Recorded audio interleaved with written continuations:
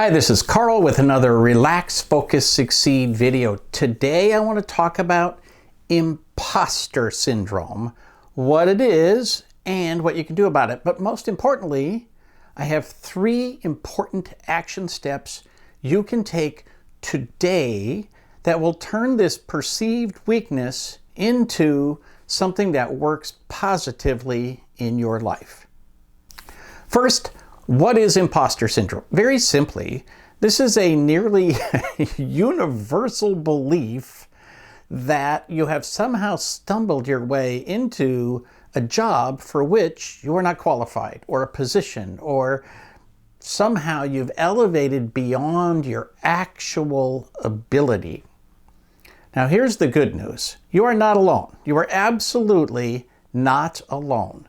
If you Google imposter syndrome, famous people, or imposter syndrome examples, or something like that, you'll almost immediately come across names like Albert Einstein.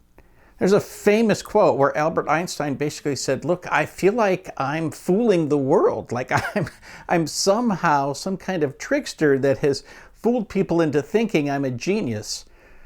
Now, if Albert Einstein has imposter syndrome, if I were you, I wouldn't worry very much about it. Many other great examples include Maya Angelou, who was the poet laureate of the United States of America, the entire country. And she didn't feel like she was good enough, and that basically, if people knew how she was really qualified, that they would kick her out. Right? That's the core thing that happens with imposter syndrome. Right? People say, "Oh, if people only knew that I wasn't this good," right? They live in fear that somebody will someday discover that they're not quite up to spec, right? That sort of thing. Another one is Serena Williams, arguably the best athlete of her time, and certainly, unarguably, one of the top 10 athletes alive today. Now, if people like that have imposter syndrome, and you are feeling like maybe you are in a position that you're not quite qualified for, relax. Like literally take a deep breath and say, maybe, just maybe, I'm good enough. Another great example is Tom Hanks. Right? It's literally laughable that Tom Hanks thinks he might not be good enough for the rest of us, when everybody else is like, "Oh, name a famous movie. Oh, it's either going to be Tom Hanks or, somebody else," right? He's the guy. So when you think about the imposter syndrome, you have to start by putting it in perspective. About 84% of company executives admit that they have imposter syndrome. 84% of some of the most successful people out there. The good news is that what this means is that it's normal to feel like you've stretched a little bit beyond your actual capabilities. In some sense, it kind of helps you to stay humble, which is always a very positive thing. It helps you to try to keep your life in perspective, but don't let it bother you. Don't let it keep you down. I have a couple of fun stories that actually happened in the last year, like in the last 12 months. One was that I was with a group of people in Australia. I was meeting with a group of people, and somebody mentioned imposter syndrome, and many people in the room claimed that they had never heard of it, which I think is rather odd. But even then, I think that some people can automatically sort of figure it out. You don't really need a definition to figure it out. So we had this discussion, right? And these were people who were in their 30s, 40s, 50s, and 60s. So it was a broad range of people. And somehow they were just not willing to have a conversation or admit that they had imposter syndrome or had heard of it even. And I thought that was very interesting. On the other end of the spectrum, literally 180 degrees from that, is I have a person who's worked for me for years who is an outsourced employee. And I hadn't seen her in person in a long time, over a year. Well, actually, because of the pandemic, probably I hadn't seen her for at least 3 or 4 years. And so we were chatting one time, just having a casual conversation. And she brings up the question, and this is the way she put it. When did you first realize that you had imposter syndrome? To her, it was so powerful to just accept that we all have it, that it's not 84%, that there's 16% who don't admit it, right? So her question was so powerful because it was like, let's just assume everybody on earth has imposter syndrome. And certainly everybody who's successful has imposter syndrome. When did you first realize you had it? And without hesitation, I just said to her, I think the first time I ever had any job of any importance whatsoever. You know, when I think back, there was a day when I was given a job working in a hardware store, and I was going to, have to ring people up and take their money. And I thought, oh my God, my employer doesn't realize I'm completely incompetent. Well, I was 16 at the time. Of course I was incompetent, right? But I was trainable and I was conscientious and I worked my way up. There was a time when I started to teach classes at the university level, and of course I felt like, oh, I hope these people don't realize how incompetent I am. Because I actually was, in one sense. I was inexperienced with teaching. I knew the material. I was a grad student and I already had a master's degree in political philosophy, and I had graduate degrees and undergraduate degrees and years of training, and I knew the material cold, but I hadn't taught in that context. And then skip ahead, the first time I had an employee, I thought, oh man, I hope this employee doesn't realize that I'm the biggest idiot in the room, right? And even when I took my baby girl home from the hospital, I remember that they, wheeled us out to the car, and then we put her in the car seat, and then my wife at the time, and I looked at each other and we're like, they're just going to let us leave? Like, don't they have any idea how completely incompetent we are at being parents? Like, this is a really bad idea. And it goes on, like every stage of my life. Here's the thing you have to know, and I think you know this in your heart. When you do something for the first time, you are not completely competent. You may have the training, you may have the skills. You are completely competent technically. You're just incompetent with regard to experience, right? And experience comes by doing something. My theme for life is nothing happens by itself. Well, that's where we get experience. First you do something and you might not be good at it. And then you do it again and again and again and again and again, and you practice it and you become comfortable with it and you become more knowledgeable in it, and you take all this knowledge that you brought to it in the first place, you add that to your experience, and that's where competence comes from. So if you feel like you have imposter syndrome, or that, for whatever reason, you've elevated to a point where you're not really the person who should be doing this job, relax. Understand that every single person you know probably has the same belief about themselves and the job that they are doing.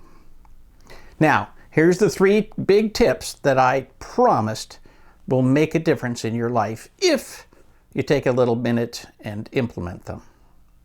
Number 1, accept the fact that you are in good company. Accept the fact that lots and lots of people, and potentially everyone, has imposter syndrome. So you're in good company. And accept the fact that we're all sort of going through this together. That will make a difference in your life because it will help you to understand, yes, I have some struggles. Yes, I need to be better. Yes, I could improve what I'm doing. and let me now ask others for help. I have for decades belonged to mastermind groups and friend circles where people put a lot of effort into being vulnerable and talking about the things where they could improve and then helping each other to improve. That starts with accepting the fact that even if I've done something for 10, 15, 20 years, I'm not perfect. I'm not done. You know, there's an old saying, God's not done with me yet, so you should be patient, right?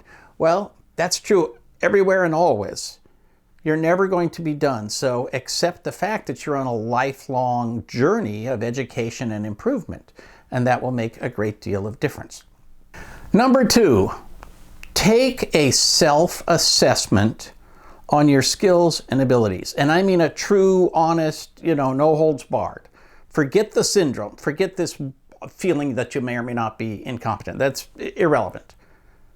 Sit down and think about where you are with regard to your skills. You will have some skills where you say, look, let's be honest, I'm one of the best in my industry. I'm in the top 1%, the top 5%. I'm better than almost everybody I know at this one skill or at this one technique. And it might be a physical thing, it might be some activity you take, or it might be a mental thing where you just have a better understanding of the grasp of things in a bigger picture. Whatever it is, think about the skill sets that you have and where you fit in the world. And there will be some where you're like, man, I really am not the best at this. I'm mid-tier, I'm in the middle of the crowd, or I might be at the bottom. I'm the last person you need to have doing this. I always enjoy working with people who are completely honest, and especially if it's accurate, with regard to their own abilities. I've had people come to me and say, do not put me in charge of a detailed checklist. I will fail you. That's not how my brain works, and I can't do it. And other people will come to me and say, if you want to test me on attention to detail, go right ahead, because I will kick butt.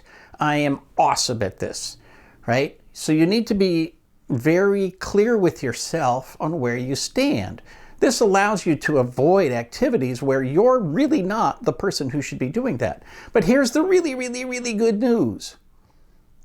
That's what other people's children are for, right? Get together with other people and say, look, I'm not good at this detailed stuff, but I can find somebody who is, and I can partner with them. I can either hire them, outsource them, trade projects with them, do something so that the two of us together have the skill set to move forward. It's okay to not be amazing and spectacular and perfect at everything, because you can't be. No one is, and no one should pretend that they are. So accept the fact that there are things that you're not good at. Don't try to do those things unless you absolutely have to. Get other people to help you, whether that's an employee or a friend or somebody who's going to trade some labor with you or whatever. Find other people to help you do the stuff that's difficult for you, because you do have skills that are difficult for them. And so there's always going to be someone you can trade with.